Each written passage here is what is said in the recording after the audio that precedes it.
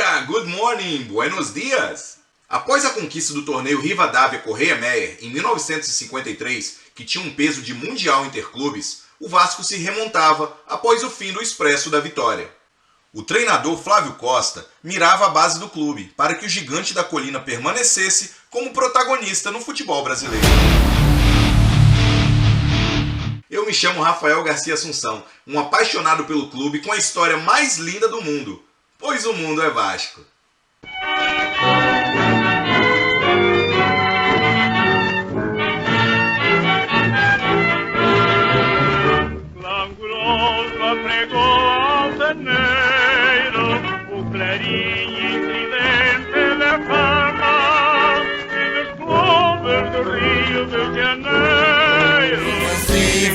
Vasco da Gama, se vitória já tem no passado, glórias mil há de ter no porvir.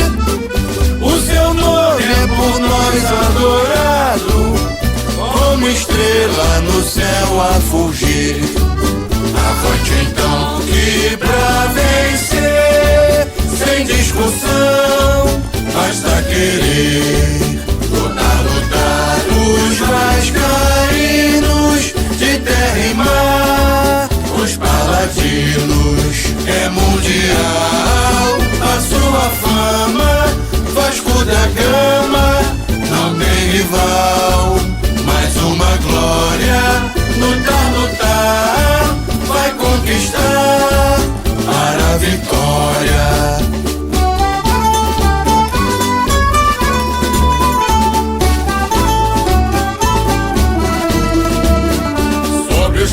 Os leais vascaínos, brilha a cruz gloriosa de Malta. 1954. Novos tempos na colina. Aos jovens destaques como Vavá, Bellini, Sabará e Pinga se juntavam novos contratados, como o paraguaio Parodi e os laterais Dario e Paulinho de Almeida. Era ano de Copa do Mundo e o Brasil buscava afirmação no cenário futebolístico mundial após a tragédia no Maracanaço.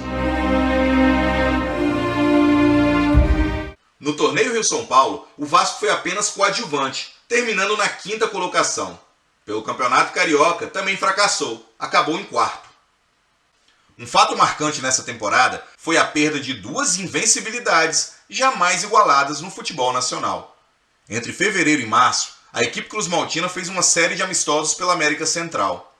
Com algumas goleadas marcantes, principalmente contra times mexicanos, o Vasco foi derrotado pelo Toluca do México e perdeu um recorde de 34 partidas contra times estrangeiros, além de ser derrotado no exterior depois de 29 partidas de invencibilidade. Mesmo com esse cenário, o ponta-esquerda Pinga se destacava. Na convocação final para a Copa do Mundo da Suíça, ele foi convocado juntamente com o lateral Paulinho e o veterano Eli. Pinga marcou 2 gols na Copa, onde o Brasil foi eliminado pela Hungria.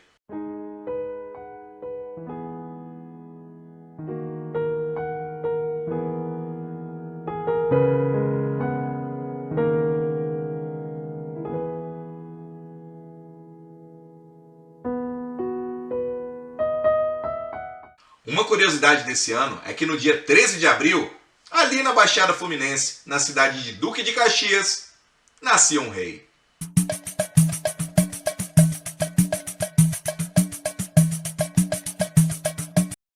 O ano de 1955 começou com a saída do goleiro Barbosa, maior nome da posição na história do Brasil até então. Do emblemático Expresso da Vitória, só restavam Ademir, Dejair e Maneca. Em compensação, subiriam da base 2 figuras marcantes. Um dos zagueiros mais técnicos que já envergaram a Cruz de Malta, Orlando Peçanha, e o histórico lateral esquerdo Coronel. Do Santos, viria o polivalente atacante Walter Marciano. Entre maio e junho, o time fez uma série de amistosos na Espanha e em Portugal, com destaque para as goleadas sobre o La Coruña da Espanha e a Académica de Portugal, ambas por 6-1, e derrotas para o Barcelona e o Porto.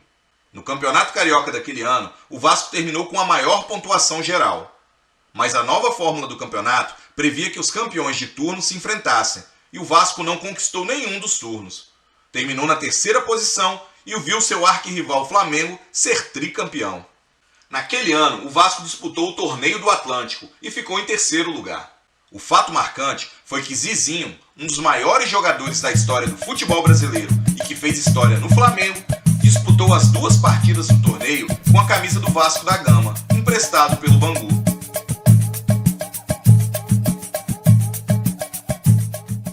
Em 1956 significava a despedida de Ademir dos gramados cariocas. Em uma excursão à Europa, o craque vascaíno marcava o seu último gol contra o Espanhol de Barcelona no estádio Sarriá, na vitória por 3-2.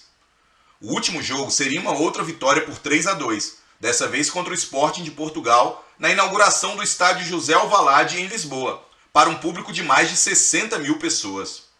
Era o adeus de um gênio da bola com a camisa cruzmaltina, até então o maior ídolo da história do clube.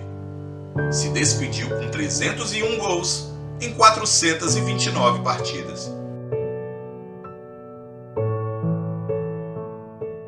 Falando sobre essa grande excursão à Europa, o Vasco visitou 14 países. Vejam os resultados.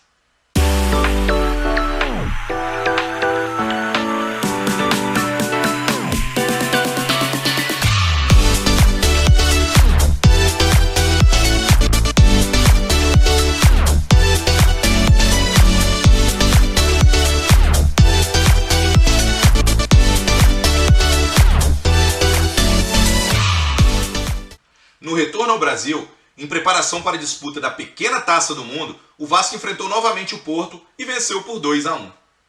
Em julho, o Vasco participou da pequena Taça do Mundo, um torneio intercontinental na Venezuela que meio que rivalizava com a Copa Rio do Brasil.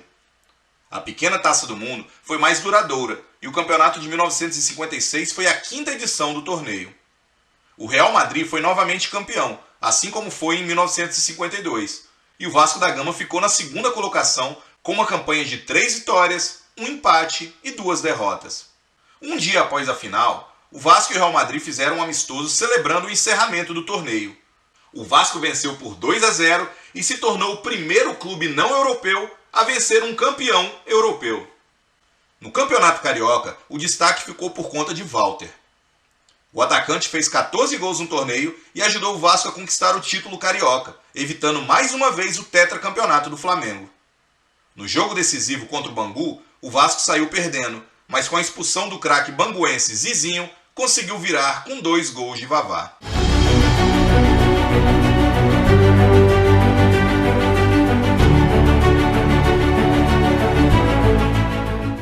O time do técnico Martim Francisco, campeão de 1956, tinha como base Carlos Alberto Cavalheiro, Paulinho de Almeida e Bellini, Laerte, Orlando e Coronel, Sabará, Livinho, Vavá, Walter e Pinga. O Vasco encerrava o ano de 1956 com vitórias e o título carioca.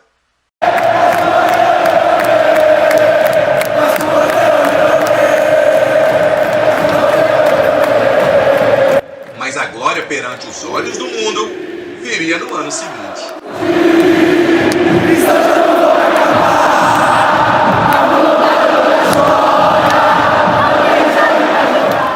Para você que está curtindo esse conteúdo, não esquece de dar aquele like agora, se inscrever no canal e compartilhar com seus amigos vascaínos. Ao Vasco tudo, bonjour, ohayou, zao shan hao!